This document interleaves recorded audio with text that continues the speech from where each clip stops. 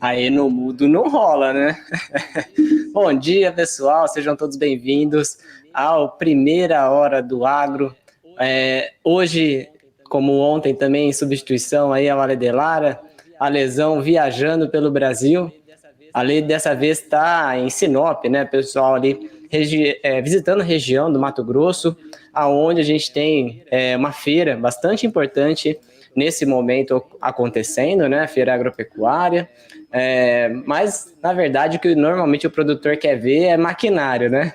Mas também informação, foi muito bom. Ontem o Ale pôde falar um pouco sobre o mercado e aquilo que a gente está visitando e percebendo, né? Junto com os clientes. Então, isso foi muito legal para poder também aproximar, né? A gente sempre está em conexão com o produtor, mas seria muito legal também, e é muito legal a gente estar vendo realidades diferentes, conversando com produtores diferentes, para conseguir também chegar com a informação mais longe, né? Então, a primeira coisa que eu queria começar hoje, no nosso programa, Primeira Hora do Agro, nem é com a questão de notícias em si, né? O Ale fez uma brincadeira, estou até trazendo aqui para vocês, vou compartilhar a tela, perguntando sobre o que é o maquinário e tal. Então, toda vez que a gente fala de trigo, fala de soja, muita gente acaba fazendo brincadeira e falando, pô, o pessoal não sabe o que é o que e tal. Então, deixa eu fazer uma brincadeira com vocês, que ele também fez no Instagram. Deixa eu compartilhar a tela aqui. Depois a gente já começa pelas cotações. Vamos lá. Ó, o Ale fez aí uma brincadeira. Deixa eu ver se tá aqui, né, nessas fotos aqui. Aqui é o tratorzão, os bois. Alguém sabe o que é isso aqui? Porque o Ale fez uma outra que não tá aqui, tá? Deixa eu ver se ele acabou não colocando. Ele fez uma brincadeira com uma colheitadeira de milho perguntando, olha só que legal essa colheitadeira de soja.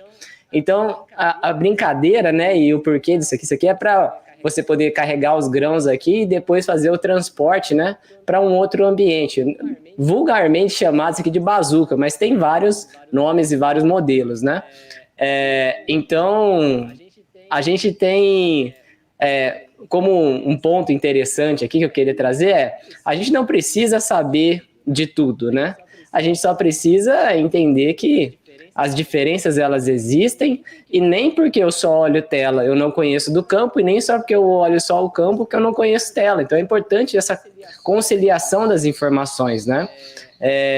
E aí o Ali fez essa brincadeira que eu queria refazer aqui a brincadeira também porque eu acho que foi legal. Vamos lá, vamos começar então hoje o dia passando sobre as cotações, né? Dando uma olhada aqui sobre as cotações de mercado. Deixa eu voltar aqui a tela. Vamos lá.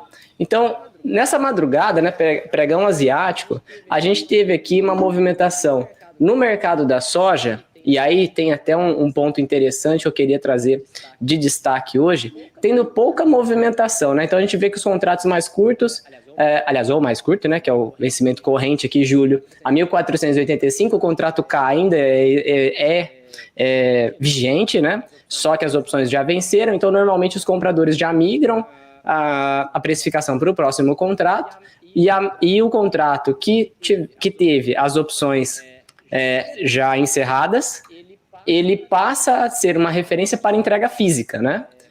Mas você já não tem mais tanta especulação assim nesse contrato, né? Então já é praticamente aí se encaminhando para a entrega física. Então, 1.485 no julho, quando a gente olha novembro, já 1.312. Então a gente vê pelo formato da curva de futuros que o mercado da soja, ele até a entrada da soja americana, né, que vai começar a ter realmente um grande volume de soja entrando em novembro, antes disso, né, pessoal, mas só para contextualizar que esse é o contrato de maior impacto sobre a entrada da safra americana. A gente tem aqui uma inversão dizendo, talvez o balanço não esteja tão leve assim. Ué, mas se o balanço não está tão leve, por que a gente tem, então, os preços tão pressionados pela questão aqui no Brasil? A gente pode ver até que o contrato futuro fez uma movimentação de queda, esse aqui está o de 3 meses, mas vamos colocar o de 6 no diário. Isso. A gente vê que o contrato, dentro de 6 meses, ele está de forma lateral. Só que em reais, a soja saiu de R$ 160 em algumas praças para R$ 120, R$ 130. Então, vejam que o contrato futuro não é o único item formador de preço e por isso que a gente tem que olhar mais itens para a gente fazer a gestão de risco que a gente normalmente faz, né? Então é importantíssimo a gente ter esse cuidado. Deixa eu abrir aqui também o Discord para mostrar para vocês um item formador de preço. Enquanto carrega aqui eu vou trocando o ponto.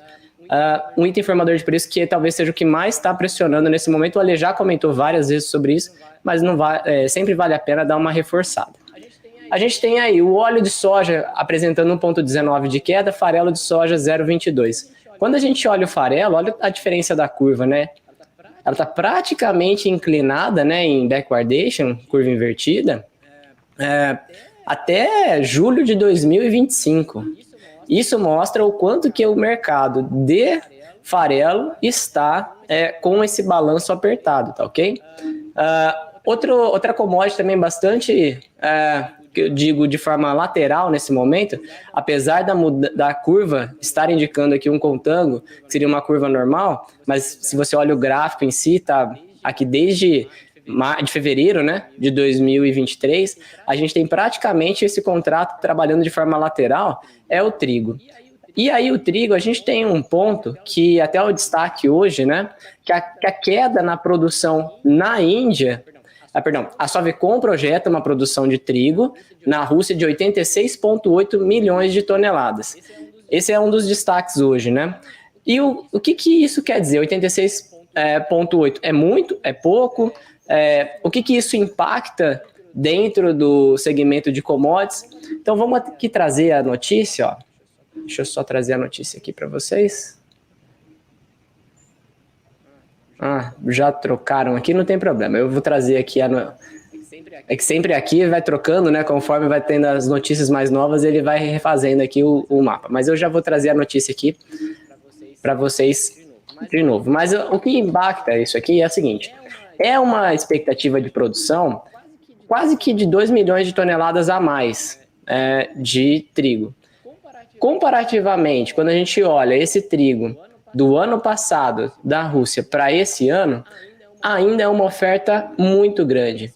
E essa oferta grande, ela vai começar a ter ali um cenário que pode ser um contraponto da questão do plantio na Ucrânia.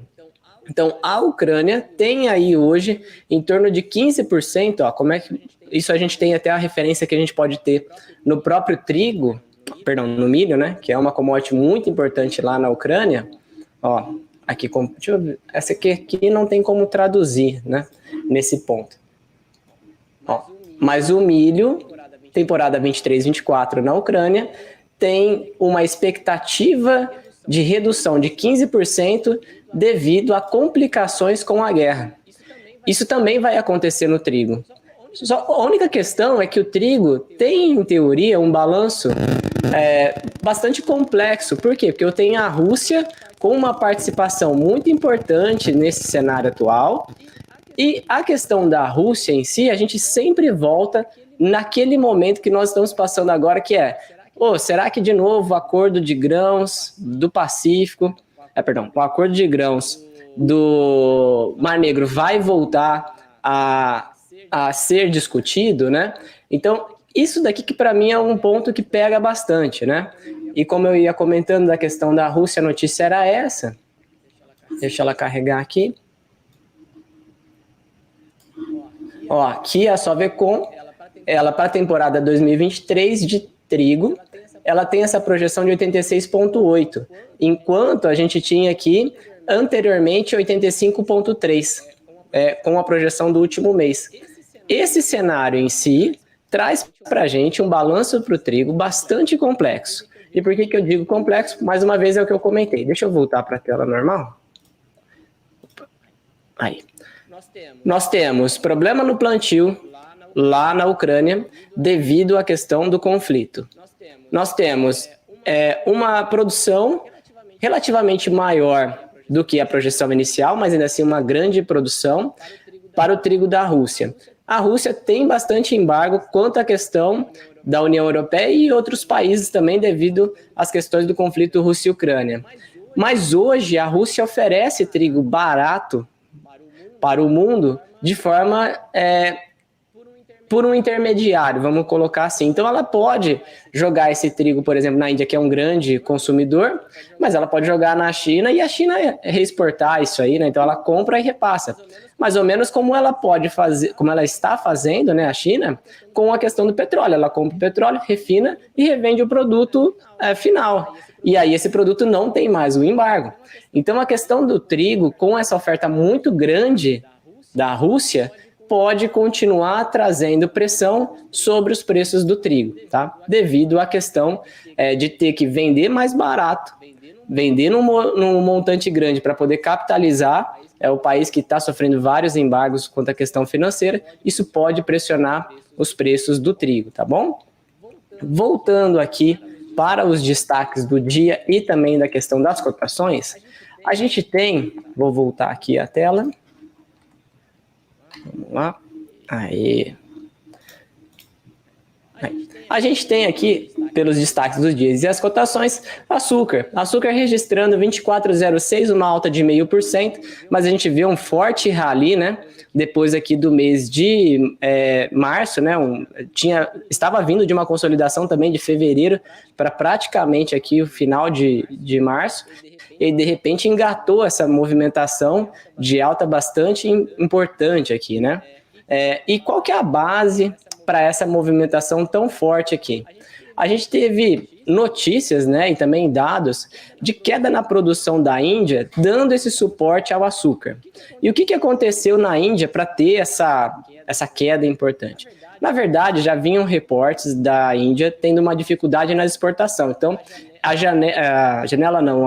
quantidade de exportação de açúcar que poderia ocorrer para essa temporada, o governo foi limitando essas cotas, ele colocou até 6 milhões de toneladas de açúcar, né, para exportação, já que o país é um grande consumidor de açúcar também, então não pode em si sair exportando tudo, e isso é devido à quebra de safra na Índia.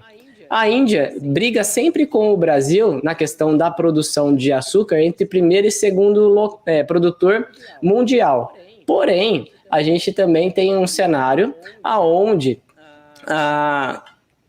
quando você tem um esmagamento menor, né, um processamento menor de cana, você não vai conseguir entregar aquele grande volume, e isso pode ocasionar um processo inflacionário, que é o que está acontecendo aqui. A gente está vendo um rally de preços. Quando que isso pode se normalizar? O Brasil agora, em março, já começou a ter mais volume de esmagamento de cana-de-açúcar, mas a partir agora de abril e maio que a gente vai ter realmente a retomada da questão do esmagamento e produção de etanol e de açúcar com mais velocidade. E isso pode o Brasil oferecer novamente açúcar e criar como se fosse um teto. Mas para realmente a gente ter uma movimentação de possível baixa, a gente precisa enxergar qual é a projeção da Índia para a temporada nova, que essa temporada ela é praticamente inversa do Brasil, né? Então eles vão começar a ter um cenário aí mais claro, e a gente tem as projeções mais próximas de julho, aí a gente já vai ter uma projeção para a temporada deles, né? E aí o mercado pode se rebalancear. Até então, até acontecer essa movimentação, possivelmente a gente vai ver o açúcar ainda com um certo suporte. Talvez o suporte não seja onde está, mas está 7,50. Então a gente acredita que nessa casa aqui dos 20 centavos de dólar por libra-peso, nós tenhamos aí novamente uma briga, um forte suporte devido a esses dados de produção da Índia, que é um grande produtor de açúcar. Dito isso, qual é a sazonalidade? A sazonalidade do açúcar é uma sazonalidade, deixa eu colocar aqui para vocês, para a gente voltar aqui também naquele ponto, ó, compartilhando a tela. Opa. Aí.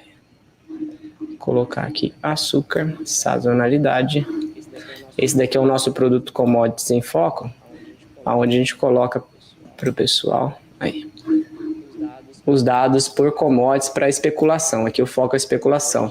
Então a gente vê que tem uma sazonalidade, né, conforme os dados dos últimos 5 anos, de baixa a partir de fevereiro, tendo aqui em março uma situação de fundo sazonal, como eu comentei, aqui normalmente março, entrando já em abril, a gente começa a ter aceleração da produção no Brasil, e a gente vem com esse dado aqui de forma lateral, né, com a questão da sazonalidade de forma lateral, até aqui setembro, outubro, que é onde a gente já tem a efetividade do que está acontecendo na Índia. Então, o Brasil, setembro, outubro, praticamente já está se encaminhando para o final da temporada, enquanto a Índia ela está entrando com a sua produção. Então, aqui a gente vê como que o cenário vai ser. Se a expectativa normalmente é de baixa ou de alta, o mercado tende a se posicionar com uma movimentação de alta devido ao Brasil ter um volume menor de oferta, e aí a Índia, que exporta menos, ela produz muito, mas exporta menos,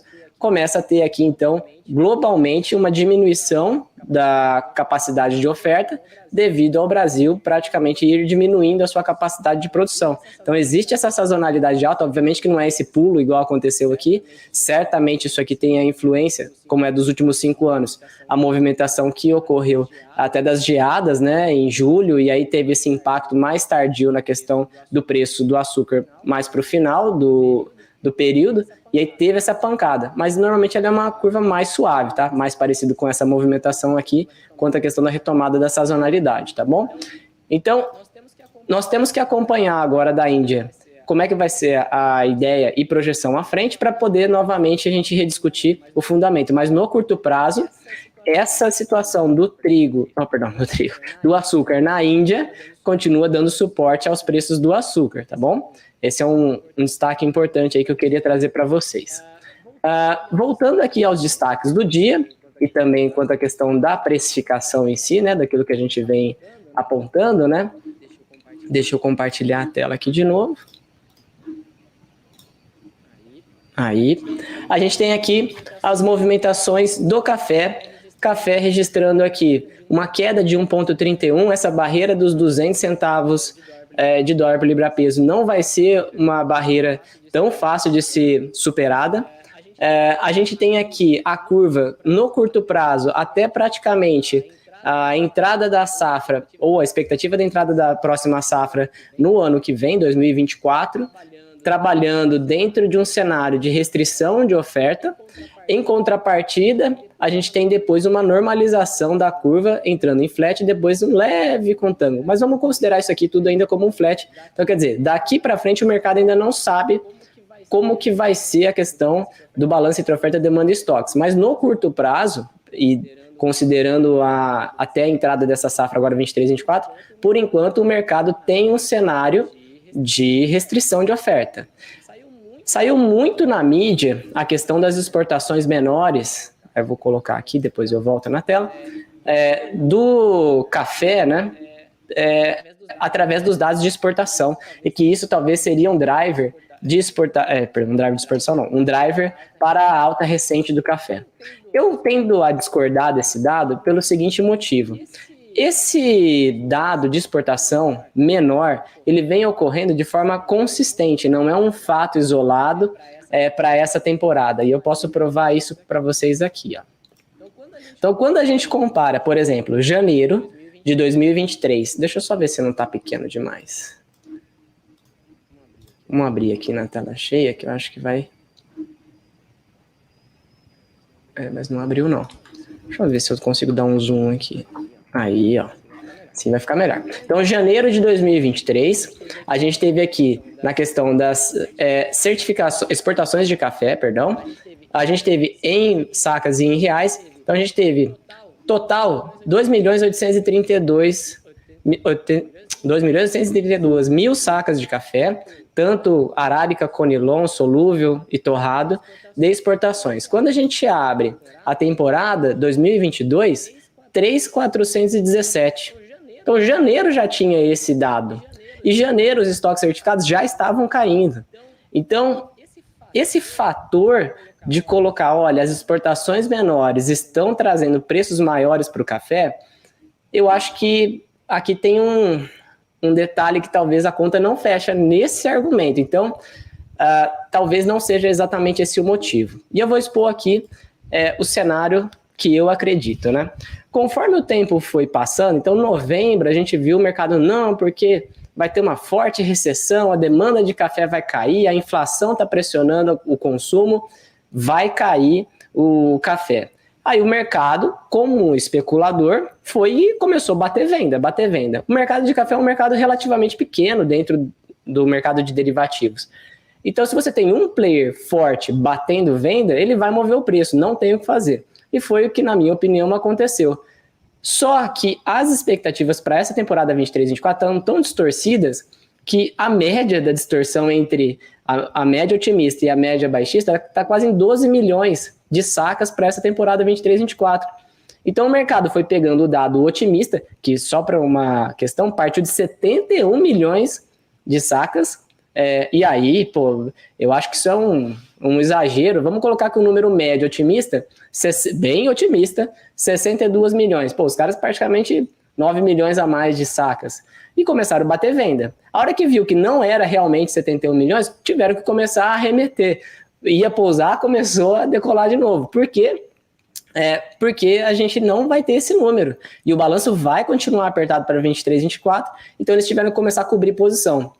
Se eu estou vendido, para cobrir minha posição eu tenho que comprar e alguém tem que vender. A questão é, quem quer vender café? O player do físico não quer, o hedger não quer, porque ele sabe que está apertado o balanço. Então ele tem que começar a recomprar as posições. E é isso que tem acontecido. Outro fator, quando aconteceu o SVB Bank, o Silicon Valley Bank, a gente teve ali uma situação de todos os fundos em todas as commodities terem que diminuir a sua posição. Diminuir a posição não quer dizer entrar comprado se ele estava vendido, não, é diminuir mesmo.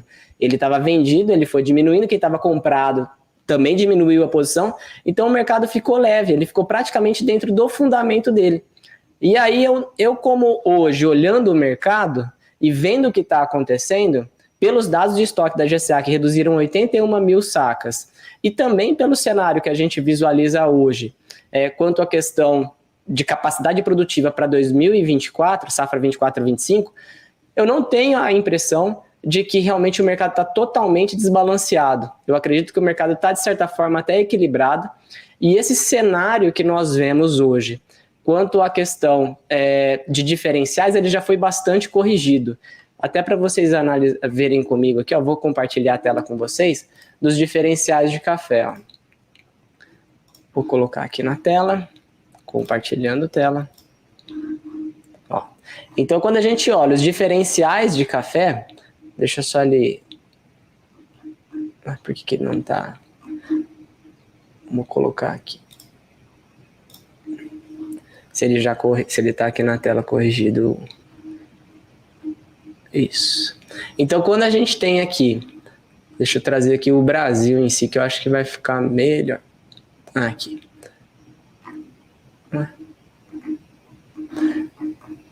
Vamos ver se ele traz o gráfico aqui. Ó. Então, ó, dentro do Brasil, tá vendo que a gente já tem 2 positivo para o tipo 3, 4. Santos, tipo 2, 3, 17, 18, 8. Só para vocês terem uma referência, esse dado aqui, deixa eu ver se ele consegue montar o gráfico. Se ele conseguir montar o gráfico aqui na tela, vai ficar melhor. Que aí não fica só eu falando, realmente já fica a prova dos 9, né? Vamos ver se ele vai trazer aqui o gráfico para a gente. Mas para ir contextualizando enquanto carrega, se ele carregar, né? Não. Não quer carregar, não. Assim, às vezes ele vai carregar. Esse número já chegou a ficar 18 positivo, 15 positivo. Ó, vamos ver se ele tem aqui já a mínima e a máxima. Se não, eu carrego na tela. Não tem.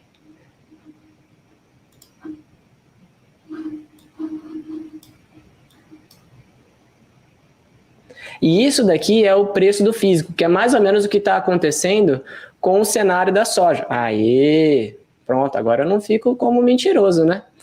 Então, ó, você vê que chegou a bater 19,8, mas 18 foi várias vezes aqui que aconteceu dentro do mês de fevereiro, Depois a gente já teve uma queda em março e agora nós temos um parâmetro aqui de 8 que tende novamente a cair. Por que ele cai?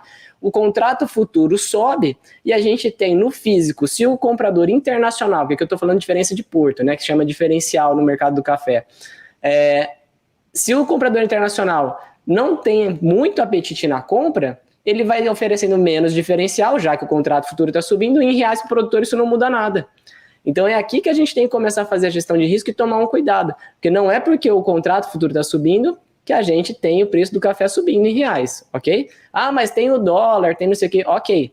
Mas esses dois fatores, em dólares, são dois fatores praticamente predominantes quanto à questão da precificação do café, falando de forma internacional, como também é na questão da soja. Contrato futuro de Chicago mais prêmio de Porto é o parâmetro que o chinês vai utilizar na hora dele fazer as comparações. Se ele vai comprar em dólares do Brasil, em dólares da Argentina, em dólares dos Estados Unidos e assim vai.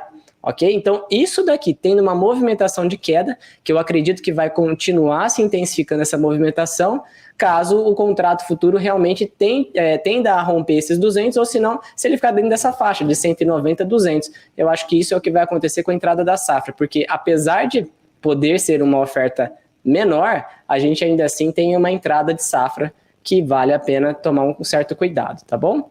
Deixa eu só analisar aqui para ver se faltou algum outro ponto de destaque.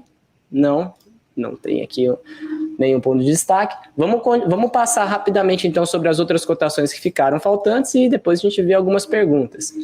Então vale a pena também destacar, pessoal, hoje o petróleo está perdendo os $80, 79,36 no contrato mais curto, né? Então a probabilidade de vir fechar esse gap aqui, ela existe, mas ainda assim, curva indicando ainda um forte desbalanço, né? A gente tem o gás natural, uma queda de 1,01, praticamente para o gás natural, isso aqui não é nada, né? Absolutamente nada, mas a gente vê aqui que o contrato em novembro segue sustentado acima de $3.000 o milhão, 3.000 milhão de BTU, né? E aí a gente vê aqui essa movimentação de queda que foi muito intensa, né? Saindo de 6.500 para 3.000 praticamente, mas ainda assim segue sustentado dentro desses patamares. A gente tem também minério de ferro, praticamente trabalhando em estabilidade, 117,10. A gente tem ouro trabalhando aí com uma mudança, né, no contrato, mas mesmo assim uma queda aí abaixo novamente dos $2.000 aqui por onça. A gente tem cobre trabalhando bastante resiliente, né, com 4.000. Acima desse 4.000, eu vou ser bem sincero, o mercado ainda é bastante otimista, tá? Isso depende de dados da China para poder corroborar com uma tese maior, tá bom? Vou passar rapidamente aqui sobre algumas perguntas para já encerrar o programa, tá? Preciso encerrar dentro do horário. O Daniel perguntando aqui, se a escassez global de arroz deve ser maior em 20 anos, na sua opinião? Realmente 20 anos é um panorama muito longo, tá? Eu hoje não tenho uma resposta para isso, tá? O Marcelo, essa queda, então, da soja, podemos colocar como fator principal os prêmios de exportação. O clima americano apresentou melhor avanço no plantio, também poderia ser fatores baixistas? Isso, o avanço do plantio e das condições de lavoura para frente, para o futuro, sim, pode ser uma questão baixista, mas para esse curto prazo, a questão dos prêmios é o fator predominante para os movimentos atuais de preço. Pessoal, estou bem em cima da hora, até atrasei um minutinho, mas gostaria de desejar a vocês todos um bom dia e até amanhã no Primeira Hora do Agro, que eu vou apresentar também, tá bom? Um forte abraço para vocês, até mais, tchau, tchau.